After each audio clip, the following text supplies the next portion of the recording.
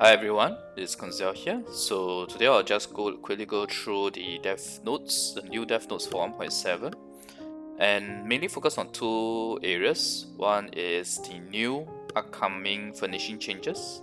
There's more than what is listed here, basically from the Honey Hunter side, and we'll talk about that later. And other than that, there's also one key point about the Kazuha and Sucrose effect.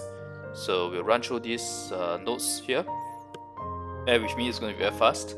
So first off, they are going to let us build something called the subspace waypoint, which allows us to teleport between the different isles within our realms. So this is good at last for, especially for adapter aboard, or rather floating aboard players, because the floating aboards are the ones where even if you glide, right, it's too far to skip areas. You can glide from one area to another, but you can't skip areas, unlike the Emerald Peak.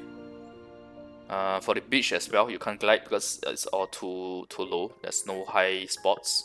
So the subspace waypoint is very helpful. In fact, it already has been data mined. So subspace waypoint is over here, and you can buy 10 a week, and it costs 100. It costs 100. Now, of course, this is data mine information.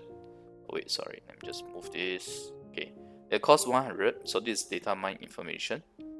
May not be 100% accurate, but you know to basically based on this, you know to save your realm currency. I myself will save more than 1000 for sure. Yeah, okay. Now let's move on back to the notes itself. Hey, next one, they're actually going to let us implement Paimon, so that will mean another 40 Primogems, right? I don't know whether you guys have noticed, but Kazuha, you can't place him in any of the current companion set. Most likely there will be new Inazuma themed companion set, finishing sets, for us to actually place him and other Inazuma characters. So yeah, more Primogems coming. Choosing of commissions, yes, thank you very much. I really want to choose my commissions because some regions are the ones where we need the repeatable ones to get achievement done. Okay, the next one is again related to our finishing, or rather the Serenitea Pot. Will I be able to grow vegetables or flowers in Serenitea Pot? Developers working on it, please stay tuned for a sneak peek live stream. Okay, no need to wait for live stream because it's already data mined on Honey Hunter. And I can show you guys here. Yeah, so you see here under the seeds section. Okay, these are all the different seeds. Basically, it's all the in-game flowers that you can pick right now, other than a couple of new ones like Nakus Wheat, which is likely a Inazuma plant. There's also sea Genoderma that was newly introduced, and there's a sea grass as well. Oh, and there's lotus. Lotus. We don't have lotus right now, right? Do we have? Oh no, we have. Sorry, we have. Okay, so these are the seeds that we can plant flowers for in our Serenitea Pot. Right. Now going back to the Serenitea Pot, they are going to increase the load limit again by making such that furnishings that are used multiple times should take up less load. This will be very welcome, because you know there are some where you just spam. For example, if you're doing like a fountain team kind of thing, you'll be spamming the hedges. Then if you want to spam animals, and animals load are high, right? So this will be very nice. Even the fences with the lowest load, where you spam multiple of them, this will help as well. Like I myself, I think I have like 80 fences. Emoji pads to the game, okay, that's nice for co-op chat. Now, the most important thing, before I move on to the Kazuha and Sucrose portion, let me just cover the very last sneak peek on the Serenitea Pot, which is the 4 new type of woods that are available. This is likely going to be from Inazuma Island. You look at the name, you know, yeah. Yumemirun wood, Aralia wood, Otogi wood, and Maple wood. This Maple wood is like the red trees that you see in the Kazuha character teaser, yeah. Okay, so anyway, this is nice, and we know for sure based on this that we are gonna get new Inazuma team furnishings, right? Because it's Inazuma wood here, the furnishing materials here. So I'm really looking forward to the new furnishing changes as well. Okay, now let's move on back to the final part of this video, which will be the Kazuha. Why isn't Kazuha getting the EM bonus from Sucrose? It's actually getting the EM bonus, but when you trigger a sword rejection to give the elemental damage bonus, it doesn't give. Okay, so MiHoYo's logic here is that they don't want to let you do infinite stacking. They say that this effect of not stacking is only applicable to percentage changes.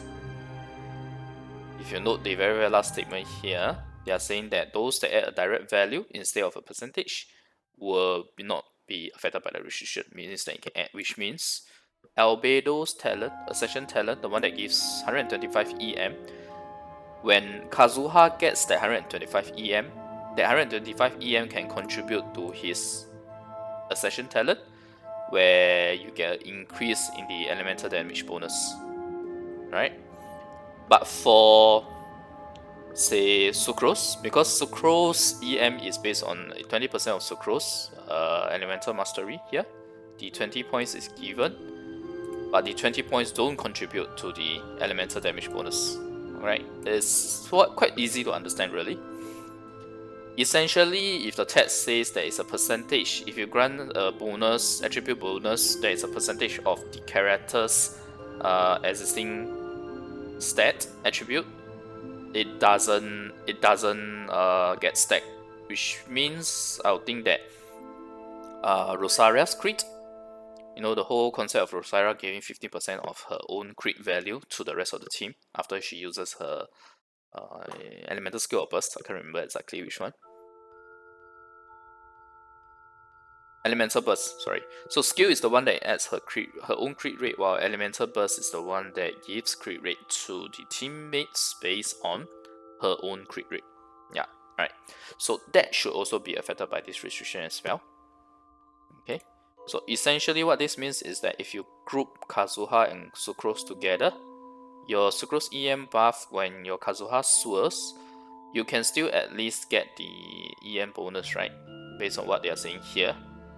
But you don't get the elemental damage bonus from his EM. Okay? It is saying that when your effect confers one attribute as a certain percentage of another attribute, this effect will not then factor into calculation of other similar percentage-based effects.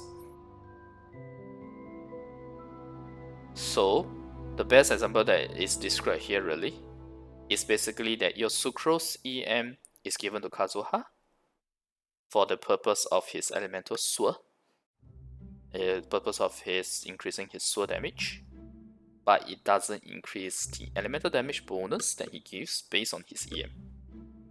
So you can't stack basically.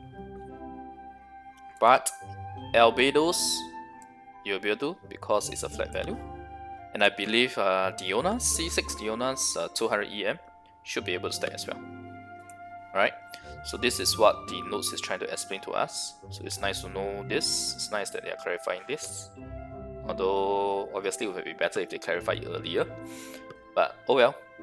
Alright, so this has been a very quick breakdown of the, I hope it's quick, of the developers discussion, mainly focusing on the new upcoming furnishing changes. Other than the dev notes, there are also, you can actually see the actual seed materials in Honey Hunter already, and you can also see the new furniture materials such as the 4 new types of woods from Inazuma. Alright, so other than that, the second part is really explaining about the Kazuha not getting the EM bonus for Sucrose to contribute to his elemental damage bonus. Okay, so anyway, thanks everyone for watching. If you like the content, remember to like the video and click subscribe for more, yeah? Okay, bye!